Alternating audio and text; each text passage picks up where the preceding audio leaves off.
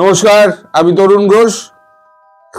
দর্শক, কিছুদিন ধরেই আমি আপনাদেরকে বলছিলাম যে ভারতবর্ষ কতদিন পার্শ্ববর্তী রাষ্ট্রগুলোকে তেল দিতে পারবে।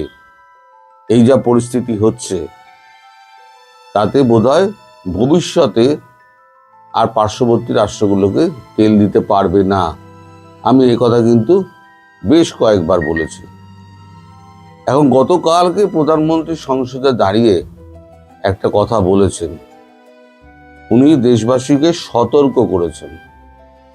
উনি বলেছেন যে করোনা কালের মতো তৈরি থাকুন। প্রধানমন্ত্রী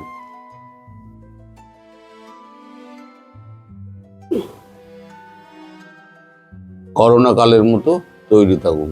করোনার সময় যা হয়েছিল ঠিক একই জিনিস হতে চলেছে। তার কারণ আছে, পেছনের কারণটাও আমি আপনাদের দেখিয়ে দেবো। এখন দেখা যাক উনি কি বলছেন। উনি বলছেন, আজ লোকসভায় পশ্চিম এশিয়ার পরিস্থিতি নিয়ে বক্তৃতায় দুশ্চিন্তা প্রকট হলো প্রধানমন্ত্রী নরেন্দ্র মোদীর কণ্ঠে। জানালেন, ভারত অপ্রত্যাশিত চ্যালেঞ্জের সামনে দাঁড়িয়ে।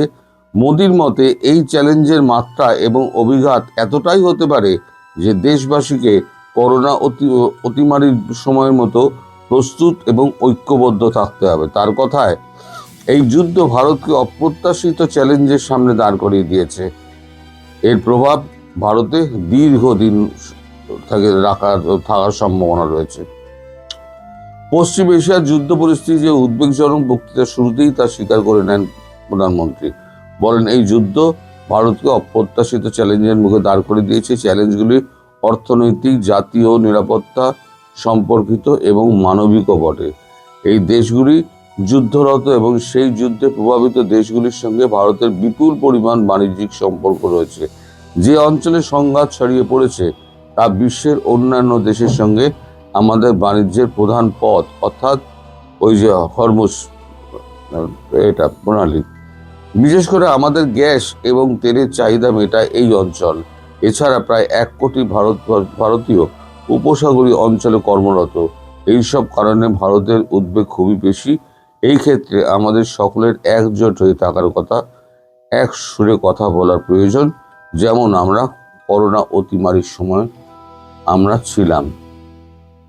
এখন এই যে আমাদের দেশে এখন এই তেলের সংকট দেখা দিচ্ছে না, এখনো পেট্রোল পাম্পে আমাদের লাইন পড়েনি, কিন্তু যে অটো গ্যাস পাওয়া যাচ্ছে না, অটোর দেখবেন বিভিন্ন পাম্পে, আপনারা তো দেখতে পেয়েছেন ছবিতে, ভিডিও রিলে বা ছবিতে দেখতে পেয়েছেন যে ভারত বা পশ্চিমবঙ্গে অটোর দীর্ঘ লাইন। শুধু পশ্চিমবঙ্গে কেন, ভারতবর্ষের সর্বত্র এখন যারা গ্যাসে অটো চালায় সেই অটোগুলো একটা বেলা পুরো অপেক্ষা করে অটোতে গ্যাস ভরার জন্য।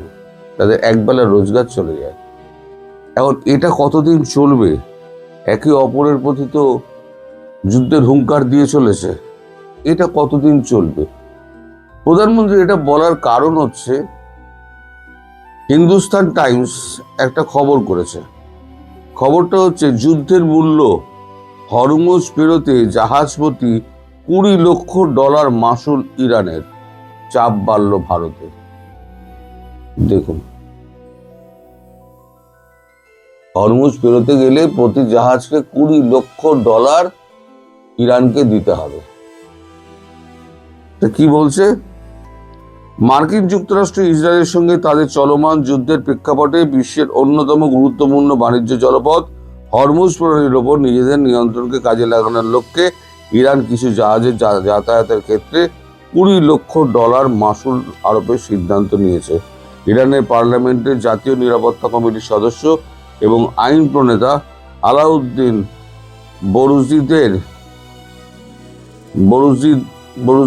বরুজিদি সম্প্রতি সম্প্রচার করা একটা ইসলামিক রিপাবলিক অফ ব্রডকাস্টিং এ জানিয়েছেন, এই বিশাল অঙ্কের মাসুল আদায়ের প্রক্রিয়াটি ইতিমধ্যেই কার্যকর করা হয়েছে। মানে যে যাবে তাকে $20 লক্ষ দিয়ে ওখান থেকে নিয়ে যেতে হবে তেল।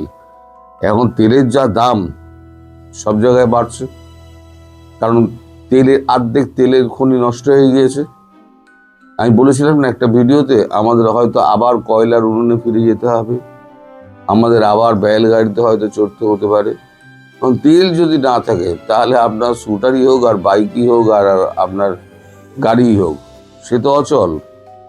তো যাই হোক, প্রণালীতে কয়েক দশক পর একটি নতুন সার্বভৌমত্ব শাসন ব্যবস্থা চালু করলো ইরান। তিনি বলেন, হরমুজ প্রণালী অতিক্রমকারী নির্দিষ্ট কিছু জাহাজের কাছ থেকে ট্রানজিট ফি হিসেবে $20 লক্ষ আদায় করাটা ইরানের ক্ষমতারই প্রতিফলন। তিনি আরও বলেন, যেহেতু এটা যুদ্ধের খরচ আছে, তাই স্বাভাবিকভাবে আমাদের এটি করতে হবে এবং হরমুজ প্রণালী দিয়ে যাতায়াতকারী জাহাজগুলো থেকে ট্রানজিট মাশুল দিতে হবে। এর মধ্যে ভারত পড়েছে কিনা তাও কিন্তু এখনো পর্যন্ত জানা নেই, কিন্তু এখন ভারতের কাছে যা খবর আছে, ওখানে টাকা না দিলে কিন্তু জাহাজ ছাড়বে না। অর্থাৎ একে তেলের দাম বাড়ছে, তারপর এক জাহাজ আসতে গেলে $20 লক্ষ তাকে ইরানকে জমা দিতে হবে। ইরান এটাকে ব্যবসায় পরিণত করে নিয়েছে, এই যুদ্ধটাকে, তার যে ক্ষয়ক্ষতি হয়েছে সেটা তোলার জন্য ব্যবসায় পরিণত করে নিয়েছে আর কি। এখন এই যে অবস্থা, তেলের যে সংকট, এখন ভারতবর্ষের কাছে যা তেল আছে, মানে যেটা মজুদ তেল আছে, সেই মজুদ তেল যদি বার করে দেয়, তাহলে পরে ভবিষ্যতে কিন্তু ভারত সম্মুখীন হবে একটা কড়া চ্যালেঞ্জের মুখে। সেক্ষেত্রে ভারত তার এই জমানো তেল থেকে তেল বার করবে না। এখন যতটুকু আমদানি করা যায়, ভারতের তেল খুব একটা নেই, যতটুকু আমদানি করা যায় তা দিয়ে কোনো মতে আমরা নিজেদেরটা চালিয়ে নেওয়ার কথা ঠিক করছি। এখন করোনার সময় কি হয়েছিল, করোনার সময় আমরা বিভিন্ন দেশকে দিতে পেরেছিলাম, কারণ আমরা করোনার টিকা আমরা তৈরি করেছিলাম, আমরা তৈরি করে বিভিন্ন দেশকে আমরা ফ্রিতে টিকে দিয়েছিলাম। কিন্তু তেল তো আমাদের দেশে নেই, আমরা তো পরনির্ভরশীল। তেল আনতে যদি এই বিশাল খরচ হয়, আজকে যদি 105 টাকা যদি লিটার হয় আমাদের এখানে পেট্রোলের, আমি ডিজেলের কথা বলছি না, পেট্রোলের, তাহলে সেটা গিয়ে হয়তো আরও 50, 60 টাকা, 70 টাকা করে লিটারে বেড়ে যেতে পারে, বা তারও বেশি হতে পারে। $20 লক্ষ কম নয়, টাকায় কনভার্ট করুন, আপনি তাহলে বুঝে যাবেন যে $20 লক্ষ কত হয়। এবং একটা এতে ব্যারেলে 365 লিটার আপনার থাকে, তেল থাকে। এবার সেই হিসেব করতে গেলে জটিল হিসেব, অত মাথায় ঢুকবে না, আর আমার বেকার বলেও লাভ নেই। ফলে এই যে একটা কঠিন পরিস্থিতির সম্মুখীন ভারত হতে যাচ্ছে, সেই পরিস্থিতিতে আমি আগাম আন্দাজ করেছিলাম এই পরিস্থিতিতে যাবে। সুতরাং হয়তো পার্শ্ববর্তী রাষ্ট্রগুলোকে ভারত তেল নাও দিতে পারে। অতএব আমি যে কথাটা বলেছিলাম, এই বাংলাদেশ, শ্রীলঙ্কা, ভুটান, নেপাল, যে সমস্ত যারা তেলের উপরে নির্ভরশীল, তারা এবার নিজেদের ব্যবস্থা নিজেরা করে নিক। ভারতবর্ষ আপাতত তেল দিতে পারবে না, কারণ ভারতবর্ষের মানুষ এখন একটু উদ্বেগী হয়ে গেছে। তারা এখন আলু, পেঁয়াজ, টমেটো, শাকসবজি যেগুলো রাখা যেতে পারে, সেই সমস্ত জিনিসগুলো কিন্তু তুলতে শুরু করে দিয়েছে। চাল তুলতে শুরু করে দিয়েছে, ডাল তুলতে শুরু করে, নিত্য প্রয়োজনীয় জিনিস কিন্তু তুলতে শুরু করে দিয়েছে। খুব শিগগির দেখবেন ভারতে বাজারে একটা প্রচণ্ড চাহিদা দেখা দেবে। এখন যে এক্সট্রা যে মালটা, যেটা আমরা বাইরে বিক্রি করে দিই, সেইখানে যদি এক্সট্রা মালটা যদি কমে যায় আর যাতায়াতের পথ যদি বন্ধ হয়ে যায়, তাহলে পরে আপনি করবেন কি?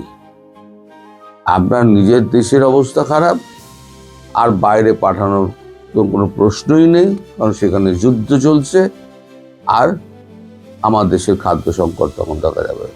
এই অবস্থায় আমার মনে হয় না ভারতবর্ষ আর কোনো কিছু এক্সপোর্ট করতে যাবে, সে তেল থেকে হোক আর সে খাদ্য থেকে হোক।